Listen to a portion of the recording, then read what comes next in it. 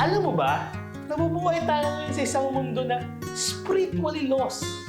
Maraming tao ang nagsasabi, kilala nila ang Diyos. Pero di naman nila talaga siya tunay na kilala. At ang malungkot, may mga nakakakilala sa Kanya, pero hindi siya ibinabahagi sa iba. Bakit kaya? Siguro dahil sa takot. Takot ma-reject, takot na baka wala silang masabi, o mali ang kanilang masabi. Pero ito ang good news. The Holy Spirit was given to us during Pentecost, replaced people's fear with boldness.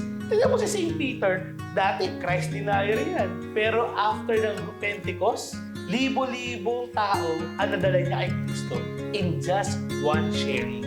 Sa panahon ng new evangelization, ang kailangan ng mundo, hindi maingay na Kristiyano. Ang kailangan niya, yung matatapang.